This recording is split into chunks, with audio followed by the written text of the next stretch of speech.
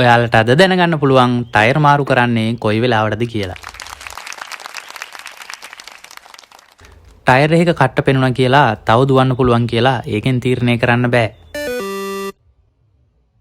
මාරු කරන්න ඕනිද නැද්ද කියලා බලන්න තව ගොඩක් හේතු තියෙනවා.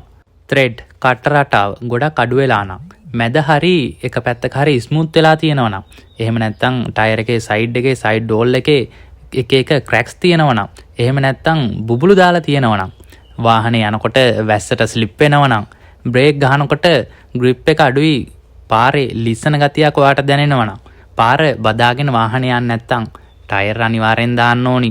තව ටිකක් දුවන්න පුළුවන් කියලා අදහසක් ගන්න පුළුවන් ත්‍රෙඩ් පැහැදිලිව පේන්න තියෙන්න ඕනි. වයර් එහෙම වයර් කියන්නේ ඇතුලේ තියෙන කම්බි පොටවල් එළියට පේන්න නැති වෙන්න ඕනි. වෙන වෙන තැන්වල ටයර් එකේ තනින් තන පළුදු නැති වෙන්න ඕනි. ක්‍රැක්ස් නැති වෙන්න ඕනි. බ්‍රේක් ගහනකොට පදිනකොට වාහනේ වයිබ්‍රේෂන් එකක් නැති වෙන්න ඕනි.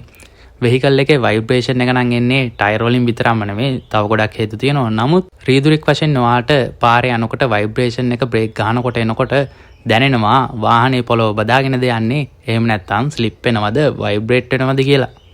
කිව්වොත් විශ්වාස කරනවද? බ්‍රේක් ෂූ වලටයි ඩ්‍රම් එකටයි හොඳටම බලපානවා මේ ටයර් ගෙවිලා තියෙන එක. ඩ්‍රම් එක වැඩිපුර කැපෙනවා, ෂූ එක වැඩියෙන් ගෙවෙනවා. අපේ 3 wheel එකේ එක පැත්තක ටයර් එකක් හොඳටම ගෙවිලා අනිත් පැත්ත නම් කට්ට පොඩ්ඩක් තියෙනවා. නමුත් පාරේ යද්දි වැස්ස වෙලාවට වාහනේ ලිස්සනවා. ඒ වගේම බ්‍රේක් කරද්දි ABS වගේ එනවා. ඒ කියන්නේ පැටල් එක පාගද්දි හොඳටම ගැස්සෙනවා. අපි අද බලමු 3 wheel ටයර් ගැන වැදගත් කරුණු ටිකක්. ටයර් එකක් තෝරද්දි සයිස් එක, කම්බි පොට ගාන සහ ත්‍රෙඩ් පැටර්න් එක බලන්න ඕනි. 3 wheel වලට නම් 4.8 ටයර් සයිස් එක තමයි ගන්නෙ. එතකොට ඕගොල්ලෝගේ ටයර් එකේ 6PR හරි 8PR හරි 4PR හරි තියෙන කම්බි පොටවල් ගාන සඳහන් වෙනවා. ඉතින් වැඩ දාන 3 wheel එකක් නම් 8PR වගේ කම්බි පොටවල් 8ක් තියෙන ශක්තිමත් ටයර් එකක් ගන්න එක ඉතාමත් වැදගත් වෙනවා. පස්සේ ටයර් දෙකම එකම සයිස් එකේ සහ එකම PR එකෙන් දාන එක තමයි හොඳ. වෙනස් ටයර් දෙකක් දැම්මොත් බ්‍රේක් ගහනකොට වයිබ්‍රේෂන් එන්න පුළුවන්. අන්ಈවන් ගතියක් එන නිසා ස්ටැබිලිටි ප්‍රශ්න ගොඩක් එන්න පුළුවන්. හේතුව තමයි එක පැත්තකට කම්බි පොටවල් 8ක් තියෙන, අනිත් පැත්තට කම්බි පොටවල් 6ක් තියෙන ටයර් දෙකක් දැම්මොත් කම්බි පොටවල් අඩු ගාණක් තියෙන ටයර් එකට බර වැඩියෙන් වැටෙනවා. දරා ගන්න යට අමාරුයිනේ. ටයර් ප්‍රෙෂර් එක හරියට තියාගන්න එකත් අමතක කරන්න එපා. ප්‍රෙෂර් එක අඩු නම් තෙල් වැඩිපුර වැය වෙනවා සහ ටයර් එක ඉක්මනින් ගෙවෙනවා.